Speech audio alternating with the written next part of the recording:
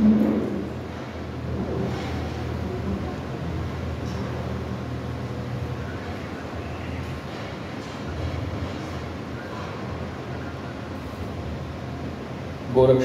गुरुशिष्यपालं शेषाहिमालं शशिखण्डभालं कालस्य कालं जितजन्मजालं वन्दे जटालं जगदज्जनालं नमः पार्वतीपते हर हर महादेव।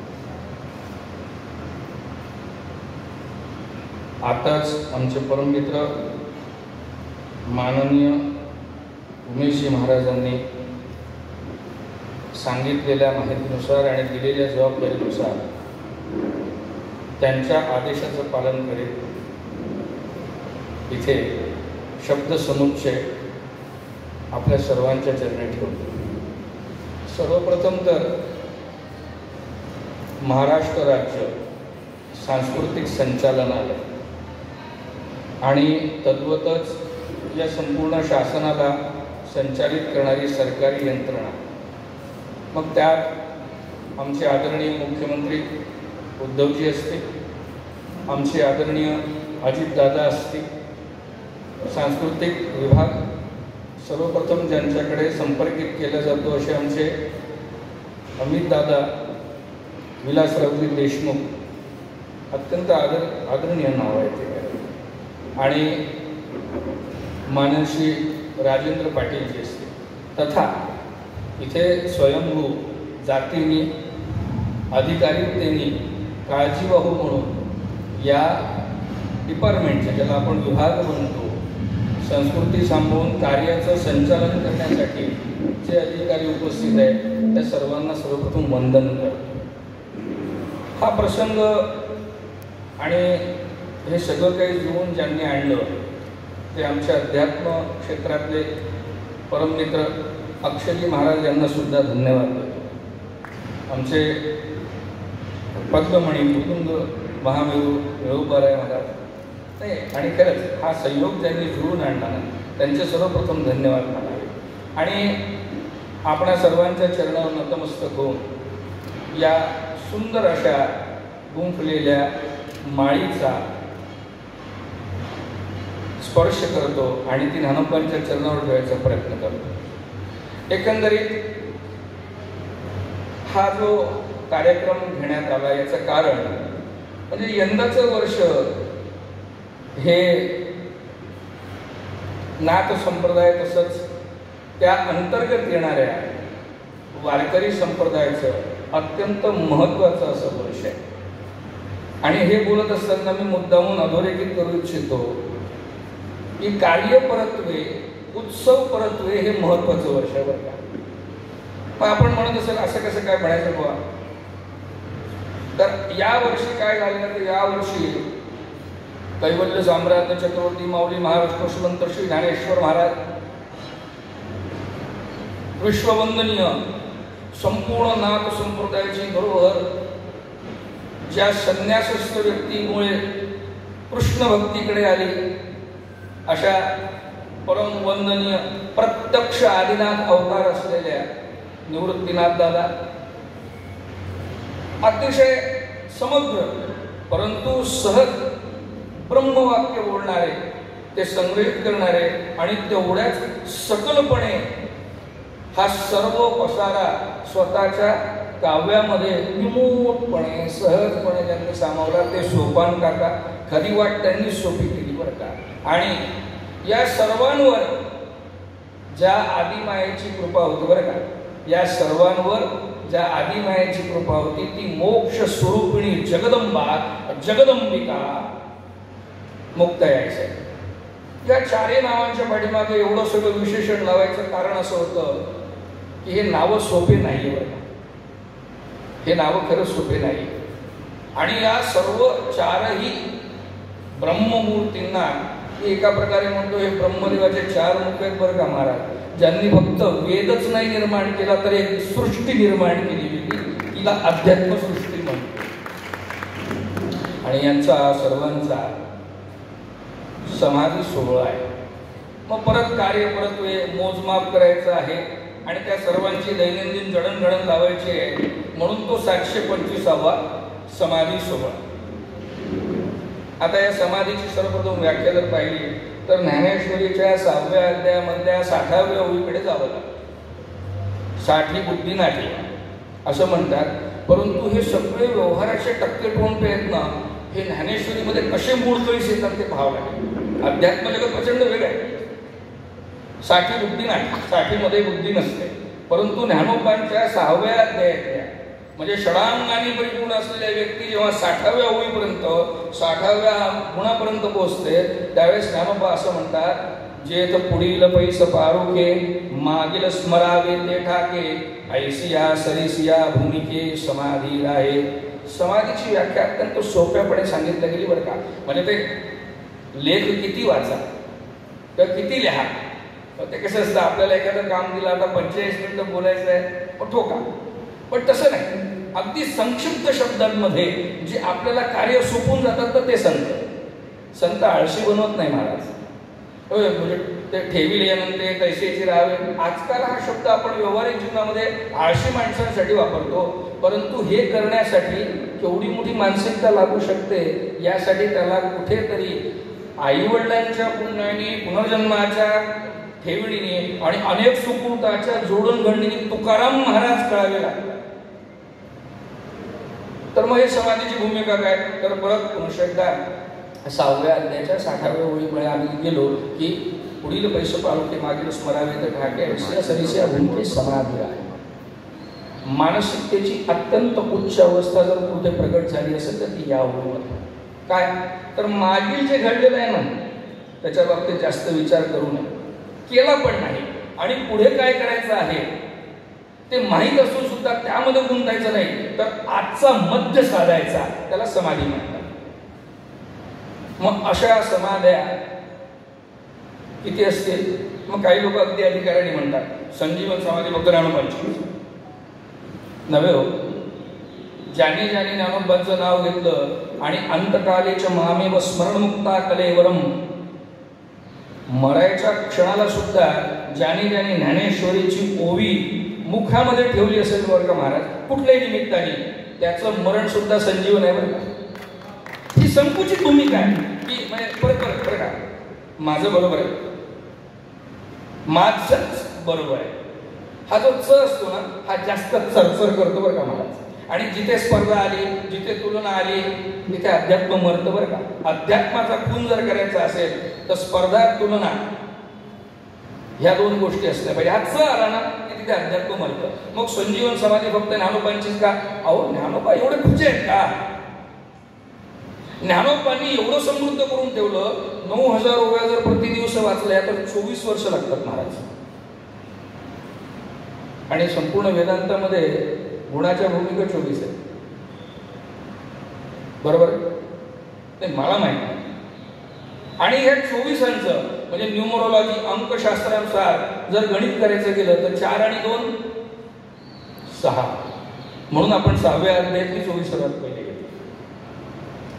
आणि आम्हाला कुठेतरी कॅलेंडरची सवय लागली, गणनेची सवय लागली, आम्ही वेळ मान्य करायला लागलो, स्पेस आणि टाइम जे काही म्हणता येईल त्यानुसार मग आम्हाला लक्षात आलं की ज्ञानोबांनी समाधी घेऊन संजीवन समाधी घेऊन 725 वर्ष लागली. ज्ञानोबा रोज नित्य नूतन समाधी घेतात. ज्या ज्या दिवशी आम्ही ज्ञानेश्वरीची ओवी वाचतो आणि ज्या ज्या दिवशी आम्हाला त्या ओवीमध्ये कुठेतरी अडचण येते बरं का महाराज. काही लोक असं म्हणतात की ज्ञानेश्वरी फक्त ज्ञानोबांनाच कळली.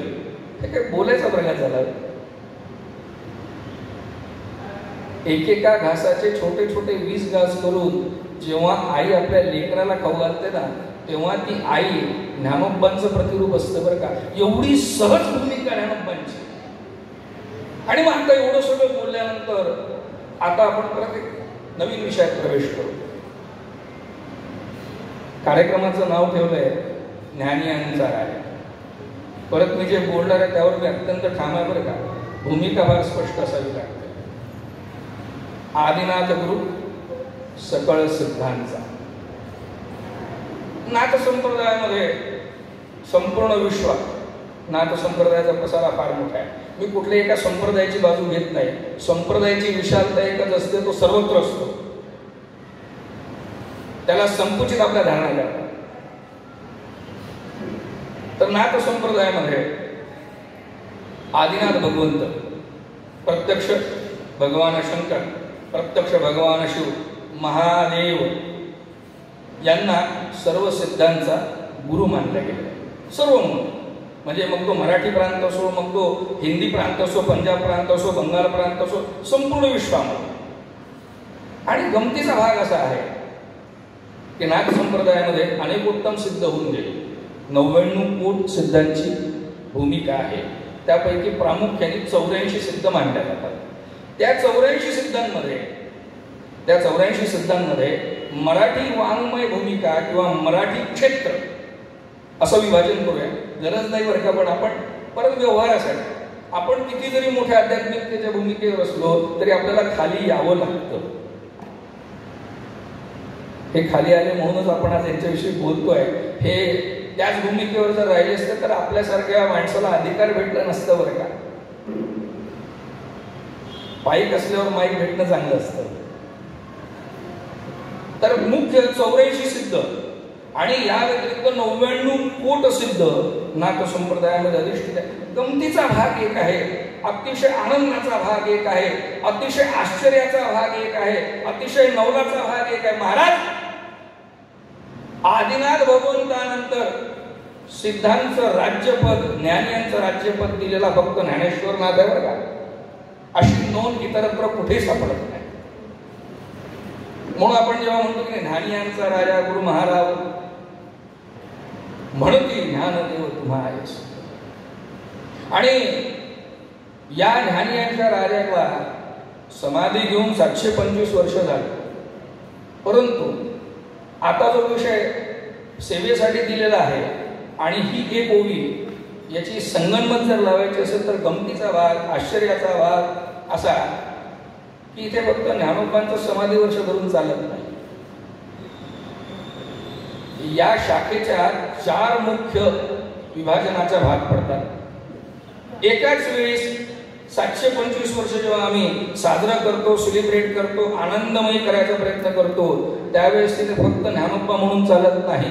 तिथे आम्हाला निवृत्तीनाथ दादांचे नाव घ्यावं लागतं, आम्हाला ज्ञानोबांचं स्वतंत्र नावही घ्यावं लागतं, आम्हाला सोपान काकांची निविदा घ्यावी लागते आणि मुक्ता यायचा स्पर्श सुद्धा घ्यावा लागतो.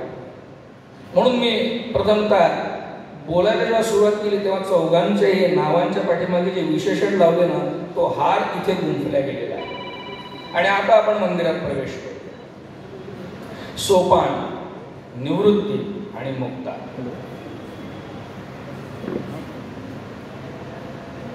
नाथ संप्रदाय हा मूळ शैव समजला जातो.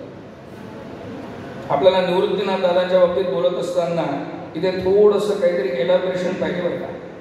आणि नाविन्य आहे, रिपीटेड नसेल याची मी खात्री घेतो. नाथ संप्रदाय हा मूळ शैव समजला जातो, परंतु थोडीशी भूमिका आपल्याला बदलावी लागेल. कारण आगम आणि निगम असे 2 भेद जे असतात, सर्वांचंच पोट भरलं पाहिजे ना, सर्वांना सर्व मिळालं पाहिजे. त्यामुळे आपण सर्वांसाठीच ठेवू, ज्याला जे वाटलं त्याने ते घ्यावं. तर आगम आणि निगम असे 2 भाग या संपूर्ण सनातन धर्माचं संचालन करतात. कोणी आगमी असतो, कोणी निगमी असतो आणि कोणी फक्त गमनीच असतो, डमी पण असतो, तो भाग वेगळा. पण आगम आणि निगम आम्ही या दोन्हींचं जर समजा विश्लेषण करायचा प्रयत्न केला तर वेदांमध्ये सुद्धा शिव सापडतो आणि वैष्णव सापडतो. आगमामध्ये सुद्धा जिथे शिवउवाच आहे तिथे विष्णू पण आहे. तर मूळ नाथ संप्रदायाचं तत्वज्ञान जे आहे ते शैव पण नाही आणि वैष्णव पण नाही, ते स्वतंत्र तत्वज्ञान आहे. ते निर्गुणाचं तत्वज्ञान आहे आणि निर्गुणाला नामाभिधान केल्यानंतर ते सगुण येतं. बरोबर. आता नाथ संप्रदायाचं तत्वज्ञान कुठून सुरू झालं तर म्हणजे आदिनाथ भगवान महादेवांपासून. मग ही परंपरा कशी आहे तर काही लोक असे पण म्हणतात की नाथ संप्रदायाची परंपरा जी आहे ती एक गुरु आणि एक शिष्याची आहे. बरोबर ऐकलं असेल सर्वांनी. म्हणजे इथे सकल विद्यार्थी पण बसलेले आहेत अध्ययन करणारे. तर असा एक सुंदर गैरसमज आहे महाराज. तो असला तर काही हरकत नाही, गैरसमज नसला तर आपल्यासारख्याला परत सांगायची गरज पडेल का. जे होतं ते चांगलं होतं. तर कोणी लोक म्हणतात की नाथ संप्रदाय हा एक गुरु आणि एक शिष्याचा संप्रदाय होता. माफ करा, मी तुम्हाला परत इथे खुलासा करू इच्छितो नाथ संप्रदायाचं पहिलं शिष्यपद हे उमा उदयनाथ पार्वतींना दिले गेले. कोणाकडून? भगवान महादेवांकडून. मग महादेवांनी दुसरा शिष्य करायचा नाही का? अहो नाही ना, तात्काळ मच्छिंद्रनाथजींना पण उपदेश केला गेले. म्हणजे एका गुरुजी किती शिष्य झाले? बरं, मग दादागुरु मच्छिंद्रनाथ महाराजांचा पण शिष्य कोण? म्हणजे गुरु गोरक्षनाथजी महाराज. मग दुसरा शिष्य करायचा नाही का? एक गुरु आणि एक शिष्य संप्रदाय नवे महाराज.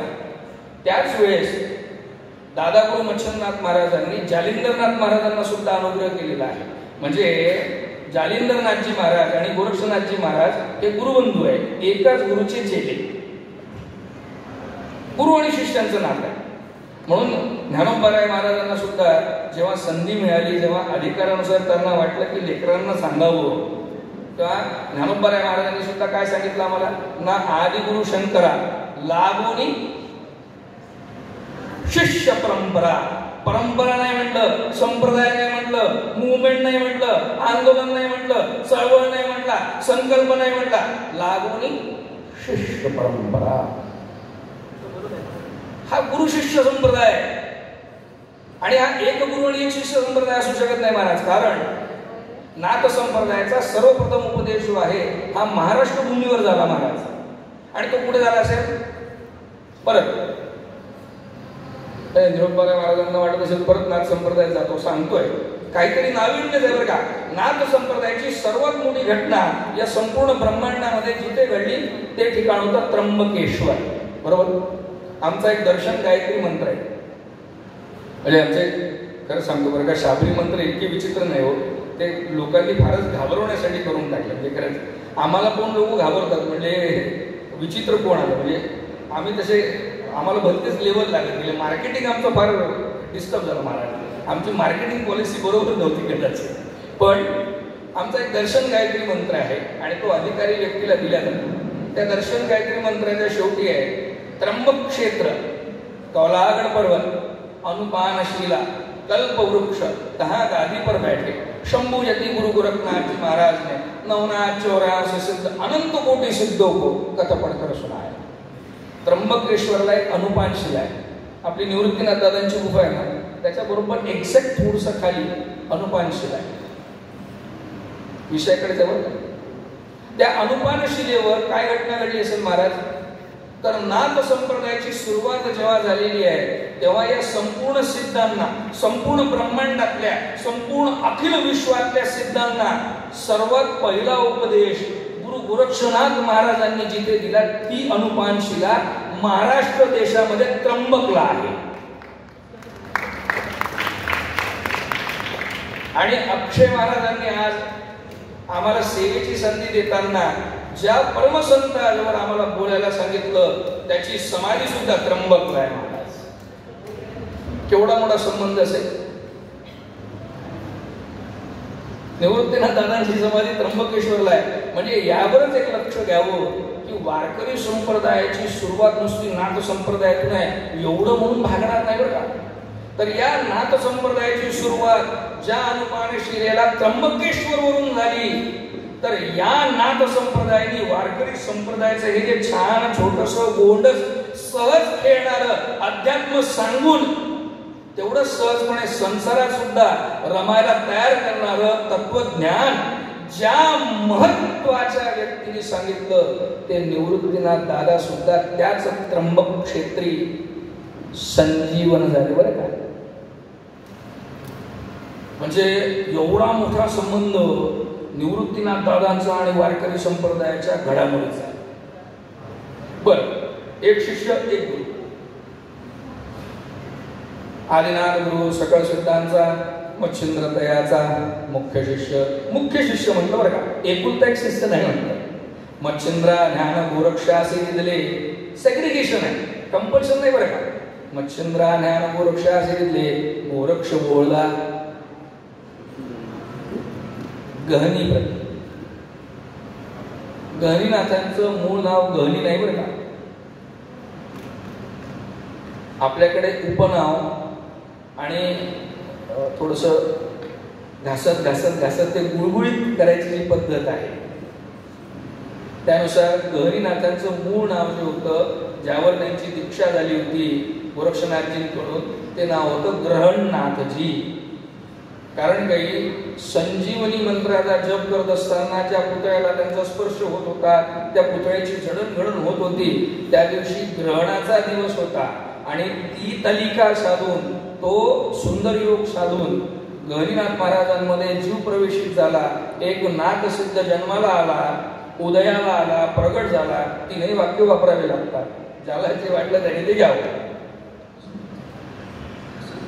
आणि त्यातून जो नाथ प्रगट झालेला आहे त्याचं नाव ठेवलं गेलं ग्रहणनाथजी. बर, मग आता या गहनीनाथ महाराजांनी निवृत्तीनाथ महाराजांना एकट्यालाच दीक्षा दिली का? आपण चौकशी केली नाही, आपण तिकडे लक्ष दिलं नाही, डोकंही घातलं नाही. त्यामुळे एक शिष्य एक गुरु, दुसरं करणं अलाव नाही बरं का. पण तसं नाही हो. निवृत्तीनाथ दादांचे गुरुबंधू होते आणि त्यांचं नाव होतं अमरनाथजी महाराज. या दोघांनाही दीक्षा दिली आहे. गहनीनाथ महाराजांच्या लेखांमध्ये या दोन प्रमुख शिष्यांचं नाव येतं, निवृत्तीनाथ आणि अमरनाथजी महाराज. बरं, गहनीनाथांना सुद्धा एकट्याला दीक्षा नाही मिळाली गोरखनाथजींकडून. ग्रहणनाथ आणि प्रकाशनाथ एक शिष्य एक गुरु नाही बरं का, म्हणूनच सांगतोय असं. परंतु ही घटना सुद्धा कुठे घडली? आपल्याला फक्त एवढंच माहित आहे की निवृत्तीनाथ दादांची दीक्षा जी घडली ग्रहणनाथजी किंवा गहनीनाथजी महाराजांच्या द्वारे ती त्र्यंबकेश्वरला घडली. पण ही घटना सुद्धा प्रमाणभूत त्याच अनुपानशिलेवर घडल्यावर का देवा, ज्या अनुपानशिलेवर या विश्वातला सर्वप्रथम उपदेश नाथ संप्रदायाचा प्रमुख 84 सिद्धांना गुरु गोरक्षनाथ महाराजांनी दिला. इतका प्रचंड जवळचा, ज्याला आपण कॉन्सिक्वेन्स सुद्धा म्हणू शकता, ज्याला आपण सुंदर सुवर्णयोग सुद्धा म्हणू शकता, सुवर्ण मध्य सुद्धा म्हणू शकता, हा निवृत्तीनाथ दादांच्या दीक्षेमध्ये आणि नाथ संप्रदायाच्या प्रथम उपदेशामध्ये. मला निवृत्तीनाथ दादांच्या बाबतीत बोलायचं असेल तर काय करावं? माझं स्पष्ट असं मत आहे महाराज की या चौघांवर आहे बरं का. जर निवृत्तीनाथ दादा असतील, महाविष्णू ज्ञानोबाराय महाराज असतील, सोपान काका असतील, सिद्ध मुक्ताई साहेब असतील, या चौघांवरील तुम्ही वेगवेगळं बोलणं अपराध आहे हो. कोणा एकाच्या बाबतीत बोलत असताना दुसऱ्याचा उच्चार करावाच लागतो, कारण हे सगळं अलौकिक आहे. जगामध्ये असं आश्चर्य खरंच कुठे मिळणार नाही की एकाच परिवारातले जन्माला आलेले सगळेच्या सगळे अपत्य, सगळेच्या सगळे बरं का, निवृत्ती, ज्ञानदेव, सोपान, मुक्ताबाई जन्माला येतात आणि चौघच्या चौघही अखंड एका धर्माची विशिष्ट अशी संप्रदाय धुराच निर्माण करतात. आणि या सर्वांमध्ये जबाबदारी कोणाची दिली जाते? ज्ञानदेवांना. म्हणून मी असं म्हणत असतो बरं का, माझं ज्ञानोबांवर अत्यंतिक प्रेम आहे आणि ज्ञानोबांवर प्रेम नसणारा व्यक्ती जिवंत असू शकत नाही अशी माझी श्रद्धा आहे. मग एखाद्याला समजा आपण म्हटलं की काय तुझ्यावर ज्ञानोबांची कृपा नाही का, आपण एवढंच विचार करायचा की आपण बोलू शकतो आणि हे वाक्य सुद्धा ऐकू शकतो, तो म्हणजे त्याच्यावर ज्ञानोबांची कृपा आहे. एवढा कनवळू आहे ज्ञानोबा आहे. म्हणजे तथागत गौतम बुद्धानंतर कारुण्यतेची व्याख्या जर कोणाची करावी ना तर ज्ञानोबांची करावी देवा. आणि मानसशास्त्रावर जर समजा कोणी बोलावं या संपूर्ण विश्वामध्ये, मानसशास्त्राच्या आधाराने, सायकोलॉजीच्या आधाराने जर समजा कोणी अध्यात्म सांगावं सहज सोपं तलम ज्ञानोबा. आणि ज्याला ज्ञानोबांच्या तत्वज्ञानाचा स्पर्धा म्हणून वापर करायचा इतर संतांशी, खरंच तो दरिद्री आहे बरं का. कारण ज्ञानोबा म्हणजे तत्वज्ञानातलं विश्वरूप आहे. ज्ञानोबा म्हणजे तत्वज्ञानातलं विश्वरूप आहे. ज्या ज्या ओळीला, ज्ञानोबांच्या ज्या ज्या अभंगाला तुम्ही ज्या ज्या संतांसोबत जोडायचा प्रयत्न, फक्त प्रेमाची गरज करायचा, तुम्हाला तो संत आणि त्याचे विचार तुम्हाला ज्ञानोबांसोबत बरोबर मिळते, जुळते मिळते. अट्टहास आपला असतो, माझच. त्यामुळे हे चारही भावंड एका परिवारात जन्माला येतात, काहीतरी घटना घडतात आणि हे चारही भावंड अनेक उत्तम संकटांवर मारतो. म्हणजे पै समुद्राचे निमिसे जळचरा भैनुबजे आणि समुद्री नुबगीजे जळचरू जैसा, स्वतः ज्ञानोबांचं वाक्य आहे. आणि हे चारही भावंड याच तत्वावर उभे राहतात. पुन्हा नुसतं उभे राहत नाही, तर आम्हाला दुःखातून ज्या तत्वज्ञानाने बाहेर काढलं, त्या तत्वज्ञानाचा परिपूर्ण अभ्यास करून अधिकार पदावर जाऊन तेवढ्याच नम्रतेने हे एका विशिष्ट ज्ञान सूर्याला उद्गीत करतात आणि त्या संप्रदायाचं नाव पडतं वारकरी. मग याच्यात निवृत्तीनाथ महाराजांची भूमिका काय बरं का? पहा बरं का, यात निवृत्तीनाथ महाराजांची विशेष अशी भूमिका काय, तर जेव्हा आम्हाला कोणी विचारलं जाईल की निवृत्तीनाथ महाराजांची भूमिका काय, त्यावेळेस आम्ही निवृत्तीनाथांचं जीवनचरित्र सांगायचा प्रयत्न करतो. ही घटना अशी घडली, ती घटना तशी घडली, मग ते इथून असे गेले, ते तिथून तसे गेले. परंतु स्वतंत्रपणे निवृत्तीनाथ महाराजांवर जर बोलायचं असेल तर मी एवढंच म्हणेन, स्वतंत्रपणे निवृत्तीनाथ दादांवर बोलायचं असेल तर एवढंच म्हणणं पडेल, मुक्ताई साहेब, सोपान काका आणि ज्ञानदेव या तिघांना जन्म जरी विठ्ठलपंत आणि रुक्माई साहेबांनी दिला असेल तरी या तिघांमध्ये जो चंद्राचा सारखा सौम्य असा प्रेमाचा प्रकाश दिसतो ना, अध्यात्म सहज आणि सोपेपणाने सांगण्याची ती जी चंद्राची कला दिसते ना, त्या सर्व या तीनही चंद्रांना खरा प्रकाश देणारा जर कुठला सूर्य असेल, ज्ञान सूर्य असेल, चंडांशू असेल तर ते निवृत्तीनाथ. आणि काय नशीब असावं, निवृत्तीनाथ महाराजांनी काय कार्य केलं ते वेगळेपणाने सांगायची गरजच काय. ज्ञानोबराय महाराजांना कोणीतरी विचारलं, म्हणजे तुम्ही काय काय केलं, कुठली प्रॅक्टिस केली, which mantra you have recited, or any kind of special meditation do you follow, sorry sir but have you have any kind of special scenarios of spirituality, इंग्रजीमध्ये बोलावं लागतं. परत भाषेचा आणि अध्यात्माचा संबंध नाही बरं का. आपण सगळेजण भाषेवर आणि भाषेमध्ये बोलण्याचा प्रयत्न करतो आणि आपल्याला असं वाटतं की वेगवेगळ्या भाषा अत्यंत उच्च पद्धतीच्या भाषा बोलून आपण अध्यात्माला उच्चारतो. मूळ गफलत आपली हेच होते, अध्यात्म मौनाचं धोतं काय महाराज. भाषा ही बडबडीचं साधन आहे. भाषेचा वापर करून, या बडबडीचा वापर करून आपल्याला मौनाकडे जाणं होत असेल तर त्या भाषांचा प्रकार असो. म्हणजे परत गीतार्थाचे निमित्ते, गीता हे निमित्त आहे, मला जे सांगायचं ते काहीतरी वेगळंच आहे, असा प्रकार आपण पण फॉलो करावा असं.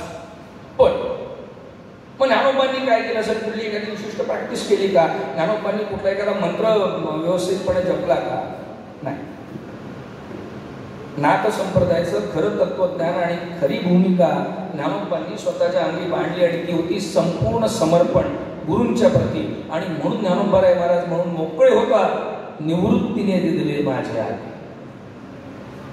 पण निवृत्तीनाथांवर वेगळं कसं बोलायचं उमेश महाराज.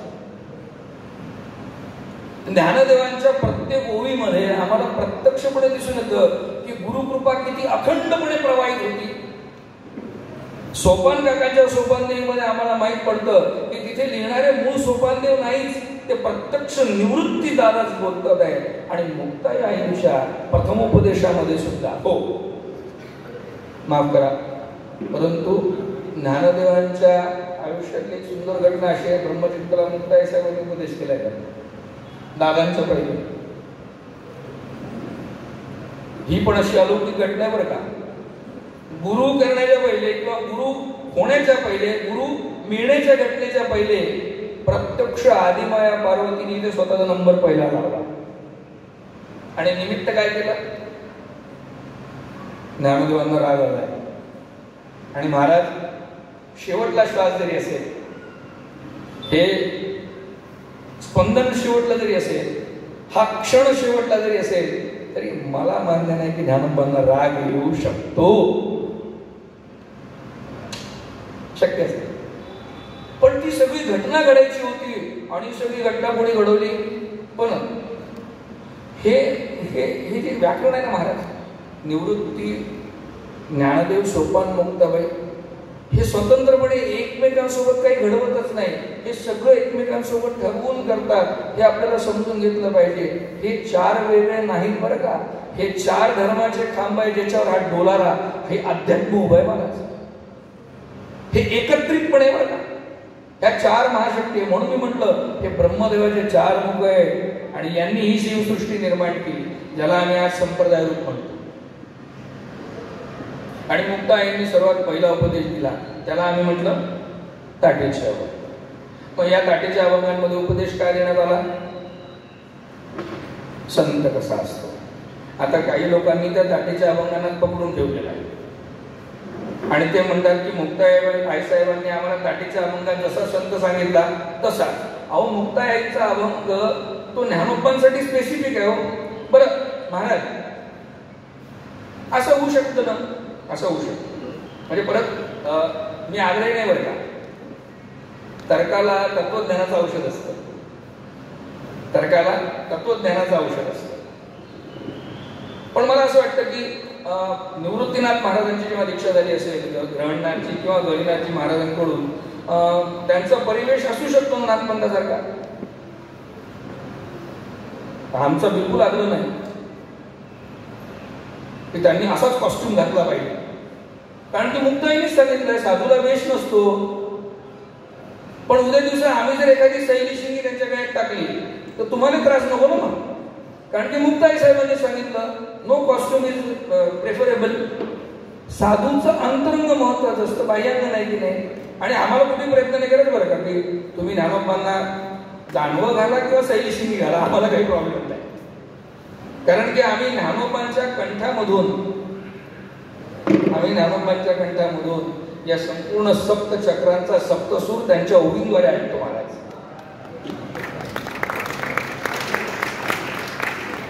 पण मला ज्ञानोबांकडे पाहिल्यानंतर कधी कधी खरंच असं वाटतं की निवृत्तीनाथ महाराज प्रत्यक्ष शंकराचा रुद्रावतार आणि ज्ञानोबा म्हणजे प्रत्यक्ष महाविष्णू. अहो, या विश्वाची निर्मिती आहे. या दोघा शिव आणि विष्णूंनी आम्हाला वारकरी संप्रदाय म्हणजे काय दिलं असेल? महाराज प्रतिसृष्टी दिली ना. आणि पुनश्च एकदा मला ते पावर का नाथ संप्रदायाचं आणि वारकरी संप्रदायाचं, खरं ते दोन्ही संप्रदाय वेगळं म्हणणं महामूर्खपण आहे. हा, माझं आणि तुमचं करायची सवय ना, आणि मी आणि माझे पण, हे दोन्ही काढायला सांगितलं, पण माझं आणि तुमचं करायचं. पण पावर का भगवान शंकराच्या सोबत जर समजा तुम्ही त्यांच्या एकदा लग्नाचा प्रसंग पाहिला, भगवान शंकरांनी लग्न केलेलं, त्यांच्या लग्नाचा जर प्रसंग पाहिला तर सगळे भूत, प्रेत, पिशाच, चांडाल, यक्षिणी, डंकिणी, मंकिणी, मारई, खेसाई, बेसाई, 52 64 योगिनी, ताल बेताल, सगळे. ज्याला कोणी स्वीकारलं नाही त्याला सुद्धा आपलंसं करण्याची वृत्ती ही देवादिदेव महादेवांमध्ये. आणि कदाचित मला तरी वाटतं की निवृत्तीनाथ दादांनी ज्ञानोबांना जेव्हा पहिला उपदेश केला असेल ना, तेव्हा निवृत्तीनाथ दादा हेच म्हणले असतील की जे काही आपल्या वाडवडिलांनी केलं तेच आपल्याला केलं पाहिजे, आणि म्हणून आम्हाला उपदेश मिळाला. यारे यारे, एव्हरीवन इज वेलकम. सर्वांना आपलंसं करून स्वीकृत करण्याची ही जी भूमिका आहे, ही सुद्धा नाथ संप्रदायातली भूमिका आहे बरं का. बरं, ती मुद्दाम नाथ संप्रदायाची म्हणून स्टॅम्प करायची आणि तुम्ही ती फॉलो करायची असं नाही. परंतु सर्वात नाविन्य असं होतं की गणिनाथ महाराजांनी निवृत्तीनाथ दादांकडे कृष्ण भक्ती उपदेश दिली बरं का. आणि निवृत्तीनाथ दादांचा जो कृष्ण होता तो बालकृष्ण होता. तो जेव्हा ज्ञानोबांकडे येतो, ज्ञानोबांकडे निवृत्तीनाथ दादा काय देतात? बालश्री कृष्ण देतात.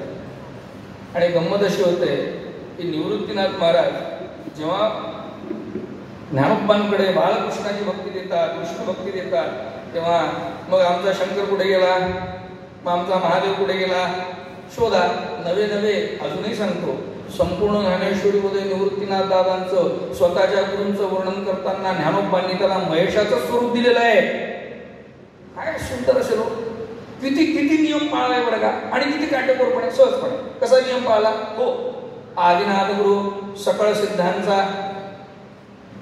बरं का. बरं, रामचरितमानस मध्ये सुद्धा एक सुंदर तिसरा श्लोक आहे बरं का महाराज. रामचरितमानस आलं पाहिजे बरं का, ग्रंथ आहे आपला, जरी नसला त्यांचा असला तरी ग्रंथ असतो. वंदे बोधमयम नित्यम गुरुं शंकर रूपिणं. मग हरिनाथ महाराजांकडून निवृत्तीनाथ दादांकडून ज्ञानदेवांकडे बालकृष्णाची भक्ती आली. मग सर्व समावेशक संप्रदायाचं तत्वज्ञान कसं लिहिलं गेलं? शैव राहिला ना, शैव तत्व राहिलं ना. मग इथे ज्ञानोबा महाराज म्हणतात की मी अनादि नियम पाळणार बरं का. कसा? गुरुं शंकर रूपिणो. म्हणून ज्ञानोबांनी जेव्हा लिंगपूजा सुद्धा सांगायला गेली, शिवपूजा, शिवलिंगाची पूजा कशी करावी, ज्ञानोबा म्हणतात माझं शिवलिंग म्हणजे प्रत्यक्ष गुरुदेव आहे, निवृत्तीनाथ दादा आहे. म्हणून मला असं प्रत्येक वेळेस आदराने असं वाटतं बरं का की निवृत्तीनाथ दादांना समजल्याशिवाय ज्ञानदेव कधीच कळू शकणार नाही. आणि ज्ञानदेवांच्या तत्वज्ञानाचा विचार करताना जोपर्यंत निवृत्तीनाथ दादा कळणार नाही तोपर्यंत नाथ संप्रदायाच्या बाबतीत बोलणं सुद्धा शून्य आहे. उगम आहे. आणि महत्वाचा भाग असा होता की निवृत्ती आणि ज्ञान अध्यात्मामध्ये सुद्धा या दोन्ही सोबत असल्या तरच सगळं सोपं मुक्त होतो मनुष्य. पण गमतीचा भाग असा होता की निवृत्तीनाथ महाराज यांनी प्रत्यक्षपणे ज्ञानेश्वरांमध्ये स्वतःला सम्मिलित करून घेतलं होतं. म्हणून महाराज एक फार महत्वाचा मुद्दा आहे, कदाचित वेळ झालेला असेल, मला सांगा बरं का. महत्वाचा मुद्दा आहे. काही लोक म्हणतात गुरु आणि सद्गुरू मधला फरक सांगा. तर ते अगदी आपलं काय स्थान झालं. गुरु कोणी असू शकतो, पण सद्गुरू आध्यात्मिक असू शकतो नव्हे. याचा सुद्धा समग्र विचार केला अतिशय भावनेने, प्रेमाने. पाहायला गेलं तर गुरु आणि सद्गुरू या शब्दांमधला फरक असा आहे की जोपर्यंत गुरूंची आज्ञा, जोपर्यंत गुरु आणि गुरूंचा स्पर्श हा माझ्यापेक्षा मला वेगळा वाटतो तोपर्यंत ते गुरु. ज्या दिवशी त्यांनी सांगितलेली आज्ञा, ज्या दिवशी त्यांच्या नेत्राचा कटाक्ष, ज्या दिवशी त्यांचं मौन सुद्धा मला स्वतःच्या अंतःकरणात जाणवतं त्या दिवशी ते सद्गुरू असतात. म्हणून ज्ञानोबा महाराज म्हणतात माझे हृदय सद्गुरू. आणि म्हणून आता हे कावर सांगितलं गुरु आणि सद्गुरू मधला फरक. ज्ञानोबांचे सद्गुरू निवृत्तीनाथ. त्यामुळे ज्ञानोबा जिथे जिथे बोलले असतील ना महाराज, तिथे फक्त ज्ञानोबा नाही बोललो, तिथे निवृत्तीनाथ सुद्धा बोलले. आणि खरं सांगतो की आजकालच्या जगामध्ये, मला खरंच माफ करावं सर्वांनी, परंतु वेगवेगळे संप्रदाय निर्माण झाले. संपूर्ण भारतामध्ये 1223 वेगवेगळे संप्रदाय आहेत. भरपूर उचापती आहेत. रमापती, उमापती आणि तिसरा विभाग काढला आम्ही उचापती. रमापती म्हणजे विष्णू भगवान, उमापती म्हणजे भगवान शंकर, मग तिसरा आम्ही काढला उचापती, जे दोघांची नाही. पण गुरु आणि सद्गुरूंमधला फरक सगळं सांगत असताना हा एक मुद्दा इथे उद्धृत करणं आवश्यक आहे की संपूर्ण भारतामध्ये एवढे सगळे संप्रदाय असताना आजकाल ओढ लागते की गुरूंचं महत्व असतं. आजकालच्या गुरूंना सुद्धा वाटतं की पहिले माझं नाव घ्यावं, नंतर माझ्या शिष्यांचं नाव घ्यावं. सत्य अखंडपणे आम्ही पूर्ण भारतभर प्रवास करतो. आजही असे गुरु आहेत की ते म्हणजे निवृत्ती मार्गाला आहे तरी रिटायरमेंट फॉर्म भरायला तयार नाही, पेन्शनचीच गॅरंटी नाही. आणि काही काही गुरु अजूनही म्हणजे महाराज हे सगळ्या गोष्टी मुद्देसूद सांगतो बरं का, एकही अवघड शब्द नाही आहे.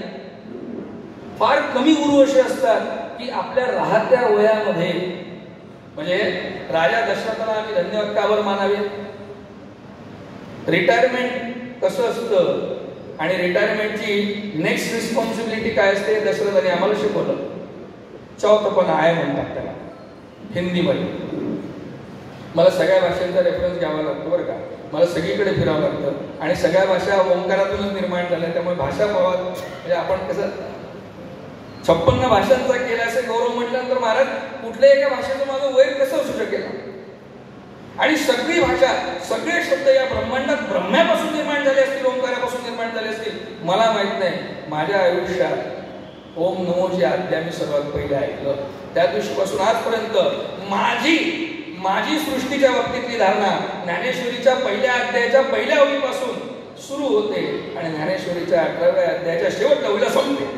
हे संपूर्ण विश्व जर काही असेल, या संपूर्ण विश्वामधल्या घडामोडी जर काही असेल, म्हणजे तो ग्रॅव्हिटेशनल फोर्स असेल, मग तो क्वांटम थिअरी असेल, मग तो प्रॅक्टिकल फिजिक्स असेल, मग तो अध्यात्माचा कुठला भाग असेल, मग तो केवलाद्वैत असेल, मग तो द्वैताद्वैत असेल, मग तो शंकराचार्यांचा असेल, मग तो विमलानंदाचार्यांचा असेल, मग तो सुरेश्वरांचा असेल, कोणाचाही असला, माझ्यासाठी ते सगळंच सगळं तत्वज्ञान ज्ञान देव या 4 वेदांमध्ये समजतं. आणि मग आता जर कोणी म्हणेल की फारच आहे ज्ञान देव याच्यामध्ये 4 वेद, महाराज डोळ्यातून अश्रू निघतील ना. त्या दिवशी तुम्ही हे पण म्हणाल की 4 वेदांच्या पलीकडलं महाराज कमी सांगितलं, एवढं भरभरून आहे. आणि याच्यासाठी प्रमाण असं आहे, बाप उदार देव अपरिमितू याचक स्वेच्छा समोर असे सहस्त्रवरी हेतू सर्वस्व आपुले. आणि म्हणून आम्ही काय म्हणतो, जगी ऐसा बाप व्हावा ज्याचा वंश मोक्षासी जावा, पोटा येता हरले पापा ज्ञान देवा माय बापा. आणि म्हणून निवृत्तीनाथ महाराजांबद्दल बोलायचं असेल, सोपान काकांच्या बाबतीत बोलायचं असेल, मुक्ताईच्या साहेब बद्दल बोलायचं असेल, किंवा स्वतंत्रपणे ज्ञानदेवांच्या बाबतीत बोलायचं असेल, हे 4 वेगळे विभाग असू शकत नाही.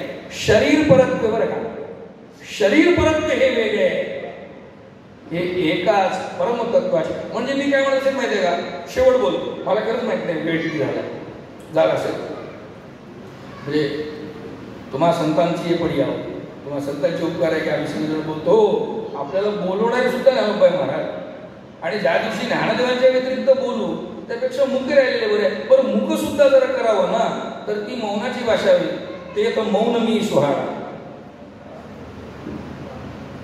असो. पण मी काय सांगणार होतो, सर्वात सोपं की 4 महावाक्य आहे का. ते 4 वाक्य कुठले मला माहित नाही बरं का. मला खरंच जास्त म्हणजे मेहनत करायची सवय नाही किंवा मी आळशी आहे. पण ते 4 महावाक्य जे आहे ते परमतत्वाच्या बाबतीत बोलतात. तेरे तेरे तेरे ते 4 महावाक्य कुठले सांगू, निवृत्ती, ज्ञानदेव, सोपान आणि मुक्ती. फार आटापिटा आणि खटपट असून. आणि मी खरं सांगतो, माझा आयुष्याचा अनुभव सांगतो. बरं, माझा अनुभव माझा स्वतंत्र आहे बरं का. तो किती आहे, खरा आहे की खोटा आहे, याच्यासाठी मी तुम्हाला पगार देतो. तुमचा जन्मच त्याच्यासाठी आहे. माझा अनुभव स्वतंत्र, माझा अनुभव आहे. परंतु माझा अनुभव एवढाच आहे, पायीची वाहन पायी खरंच. आणि जर हे कोणाला मान्य नसेल महाराज तर आम्हाला जोडे सुद्धा ज्ञानोबांनी महाराज. कारण आम्ही ह्या जोड्यांना घेऊन वारी करतो. हे म्हणून म्हणतो की निवृत्तीनाथ बाबांच्या बाबतीत बोलायचं म्हटलं की मला कधी असं नाथ संप्रदायाचं तत्वज्ञान वेगळ्यांनी बोलायची गरज पडत नाही बरं का. आणि मी अजूनही अभिमानाने सांगतो की मी नाथ संप्रदायाचा एक साधू संन्यासी परत मी आहे बरं का. मी आहे की नाही हे तुम्ही ठरवायचं. त्याच्यासाठी तुमची पैदावार झाली, तुमचा जन्म त्याच्यासाठी झालाय. मी तुम्हाला धंद्यावर ठेवायचं, नोकरीवर ठेवायचं, मी स्वतंत्र आहे. पण खरं सांग, नाथ संप्रदायाचं वेगळं टुमणं मिरवायची मला आवश्यकता नाही. कारण मी अजूनही सांगतो की मी नाथ संप्रदाय असं म्हणत असताना महाराज, नाथ संप्रदायाचं सर्वात पहिलं पुस्तक, नाथ संप्रदायाचं समग्र पुस्तक, नाथ संप्रदायाचा सगळा उपदेश म्हणून मला जर समजा या थोर संत परंपरेने आपल्यासारख्या ज्येष्ठांनी जो ग्रंथ हातात दिला त्याचं नाव ज्ञानेश्वरी होतं. आणि मला अजूनही असं वाटतं की सत्य शेवटी छोटासा एक आप्तस्वकीय म्हणून सांगून जातो बरं का, उपदेश देत नाही. उपदेश द्यावा नाही, लोक ऐकत नसतात. उपदेश ऐकण्यासाठी नसतो, तो कालच्या पुरता असतो. पुण्य भेटले की लगेच विसरायचा असतो. म्हणून म्हणजे आपलं स्पष्ट बोलणं पण ते महाराज काही प्रॉब्लेम नाही. पण नाथ संप्रदायाचं वेगळ्याने तत्वज्ञान आणि तुंड मिरवायची याच्यासाठी गरज नाही की ज्यांना असं वाटतं की नाथ संप्रदायाचं तत्वज्ञान वेगळं आहे त्यांनी पुनश्च एकदा ऑथोराइज योगी महासभेच्या तालिकेमध्ये येऊन पाहावं. आम्ही ते दाखवायला तयार आहोत. आमच्याकडे प्रमाण आहे. नाथ संप्रदायाच्या 84 सिद्धांच्या अनंत परंपरेमध्ये ज्ञानदेव आणि निवृत्तीनाथ हे समाविष्ट आहेत बरं का. म्हणजे आपल्याला जर असं वाटत असेल की 84 सिद्ध वेगळे आहे आणि आपले निवृत्तीनाथ आणि ज्ञानोबा वेगळे आहे, नाही महाराज. नाथ संप्रदायाची 84 सिद्धांची जी यादी आहे परत वेगळी, परंतु आजच्या परिस्थितीमध्ये योगी महासभेने पुरस्कृत केलेली ऑथोराइज ज्याला यादी म्हणतो ना, त्यामध्ये निवृत्तीनाथ दादा आणि ज्ञानेश्वर महाराज यांचे नाव उद्भवले आहे. त्यामुळे ते बाकी नाथपंथीयांसारखा मी असा फार जास्त तडतड फडफड करू शकत नाही. कारण हो, या जगात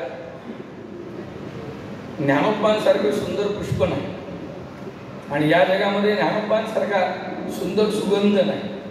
तर खरंच उद्या दिवसा म्हणजे मला अजूनही वाटतं असं, मी शेवट वाक्य ठेवतो आहे. आळंदीच्या पुण्यभूमीमध्ये जर आजही कोणाला संशय असेल की संत परंपरा संपलेली आहे, तर आपण नशिबवान आहोत की आपण मारुती बाबांना पाहिलंय. आणि म्हणजे ज्ञानोबांची ज्ञानेश्वरी वाचल्यानंतर काय होत असेल, म्हणजे प्रत्येक साहित्यिकांनी फक्त पानं पलटवावे, साहित्यिकांनी फक्त पानं पलटवावे आणि पानं भरावे. साधकांनी आयुष्याचं पान कोरं करावं. साधकाजवळ खोडरबर पाहिजे, साहित्यिकाजवळ पेन पाहिजे, लिखते पाहिजे. परंतु ज्ञानेश्वरी वाचल्यानंतर काय होत असेल, आणि महाराज नुसतं बोलायचं नाही म्हणजे आम्हाला प्रॅक्टिकल काहीतरी दाखवा. ज्ञानोबाची कृपा आमच्यावर एवढी आहे की ज्ञानेश्वरीचे 18 अध्याय जर जिवंत पाहिजे असतील तर आम्ही आजही म्हणू शकतो मारुती बाबांच्या दर्शनाला जा. कारण की ज्ञानोबाने इतकं प्रेम आमच्यावर कोणी करू शकत नाही. म्हणजे नृसिंह अवतारामध्ये भगवान विष्णूंनी अत्यंत क्रोध प्रकट केल्यानंतर तो भगवान शंकरांनी दुसऱ्या अवतारामध्ये निवळला. परंतु कुठेतरी भगवान विष्णूंना असं वाटलं असेल की आपलं शांत स्वरूप कुठेतरी प्रकट करावं, म्हणून हा ज्ञानाचा अवतार झाला असेल.